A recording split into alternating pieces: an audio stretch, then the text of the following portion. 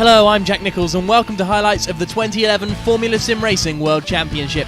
Round 12 of the championship is the Belgian Grand Prix, taking place on the famous Spa-Francorchamps circuit. A favourite track for many of the drivers, this round will be one that every driver will be striving to win. Qualifying saw Bono Huis take his 5th pole position of the season, edging out Morgan Moran by just 0.04 of a second. Jaakko Mykkänen performed well to qualify in 3rd ahead of Patrick de Wit in 4th. The McCord duo of Dennis Hurl and Mikko Puumalainen made up the 3rd row of the grid, ahead of Dimitri de Matos in 7th and Jim Paresis in 8th. Blair Disley set the 9th fastest time, and Fredrik Nilsson just made it into the top 10. Driving for the brand new team, Scuderia Milano, Yannick Lapchan was start in 12th. To the race start, and with a short run down to the first corner, there were few position changes off the line. Everyone cleanly made it through La Source, except for Heikkinen, who spun but avoided hitting any other cars. Mykkänen had passed Moran for 2nd place, but both Room and Van Dorn had also made strong starts. Despite a bunch field, there were no accidents through the tricky Eau Rouge. Down the Kemmel straight, Jaakko Mykkänen was passed on either side by both Morgan Moran and Patrick de Wit. But into Les Combes, de Wit and Moran made contact, handing Mykkänen back his 2nd position. Just behind, an over-ambitious passing attempt from Nilsson resulting in contact with Room. And as the pair slid across the grass, both Disley and Paresis T-boned the out-of-control cars. Distracted by the carnage, Wesenberg spun and ultimately stalled, though fortunately no other drivers were involved. Nilsson retired with terminal damage, and Paresis, Disley and Room all suffered damage to their cars. Lap 2, and Stoffel Van Dorn was past Dimitri de Matos and up into 7th position. Having qualified only in 16th, the Belgian driver was certainly making an impressive debut at his home Grand Prix. Further ahead, Jaakko Mykkänen had his hands full trying to keep Patrick de Wit behind him, and with the precision driver running very high wings, Mykkänen was easy pickings for de Wit down the Kemmel straight, and on the following lap, Morgan Moran would follow suit, dropping Mykkänen down into 4th.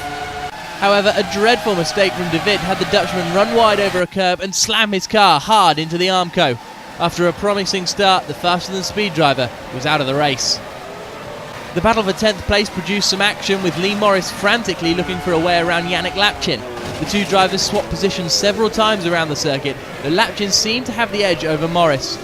Further behind, Martin Gosby's race ended prematurely when the Briton put the power down too quickly out of the source, destroying the front of his Ghost Speed racing car.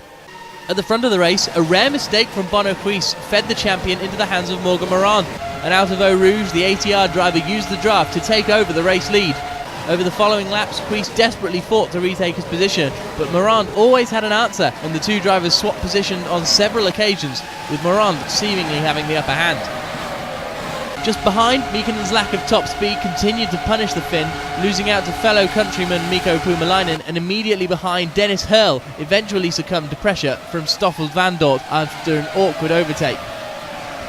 By now, both Dimitri de Matos and Peter Duivelaar were also on the back of the leading train, and the top 8 positions were separated by just 4 seconds. An incredible moment into Pouon had Moran pass Huis on the inside. Huis switched back to the left-hand side of the track, and the two drivers carried on side by side down the straight into the Fagnes chicane. Mikko Puumalainen was just behind but couldn't find a way around Moran.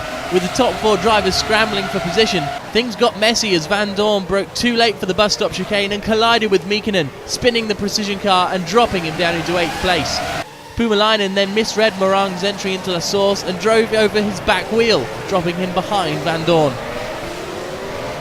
Dennis Hurl was the first to pit, with Mikko Puumalainen, de Matos and Duivelaar following in a lap later.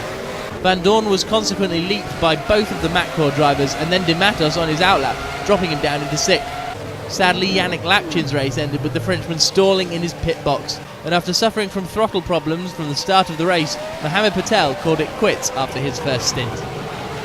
Meanwhile, the epic battle over first place showed no signs of ending, with Moran and Huis coming into the pit lane together.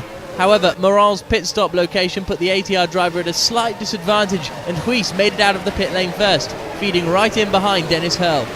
Moran just beat Puumalainen into 3rd place, with de Matos, Van Dorn and Duivelaar immediately behind.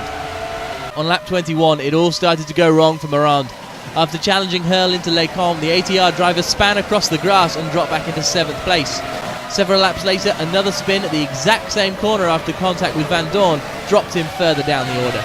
Struggling to recover, Moran attempted an outside pass around Blanchimont on Stéphane Royal, but the too fast for you driver didn't see the Frenchman and pushed him onto the grass. Morin span helplessly into the barriers, damaging his car, which would ultimately see him retire. After briefly challenging for the lead position, Dennis Hurl eventually lofts the top spot back to Bono Huis, and the Dutchman eventually pulled out a gap over second place. Mikko Puumalainen remained in third, Dimitri de Matos in fourth, and Jarkko Mykkänen was now in fifth place after his late pit stop, slowly catching up to de Matos. Peter de Wit was up into sixth place, just ahead of Stoffel Vandoorne and Stefan Rouault. However, Vandoorne's debut suffered another blow when he lost control out of turn 14, and the Scuderia Milano drivers span into the Armco, forcing an unscheduled pit stop. While Mykkänen had no problem catching up to de Matos in fourth, he struggled to get past the Twister racing car, which was carrying significantly more speed down the straights. Mykkänen did manage to get ahead at one point, but not surprisingly, de Matos simply drafted past the precision driver down the Kemmel straight to retake his position. But on the final lap, Mykkänen broke desperately late into the bus stop chicane, and with de Matos alongside, there was plenty of tyre rubbing, though Mykkänen ultimately won out. Taking his 20th career victory, Bono Huis won an eventful Belgian Grand Prix. The Dutch teenager shows no signs of slowing down, despite already securing the 2011 championship. Dennis Hurl crossed the line in second, taking his first podium of the season, and Mikko Puumalainen rounded out the top three with yet another strong result.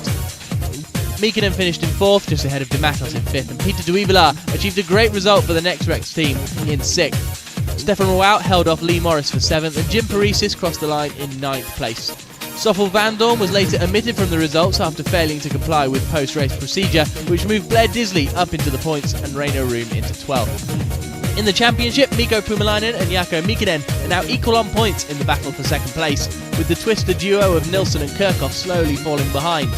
Disley remains in 7th, and Hurl has moved up another place into 8th. Saxon has held on to 9th despite not competing in this round, and Lee Morris remains in 10th. Precision Motorsports have now secured the 2011 Constructors' Championship with 4 rounds still remaining. Twister Racing are now under serious threat from McCaw, with both of the McCaw drivers finishing on the podium today. Too Fast For You are holding on to 4th place with ATR Silverline behind in 5th. De Wit's result has given NetRex Grand Prix some valuable points, and other teams remain in their respective positions.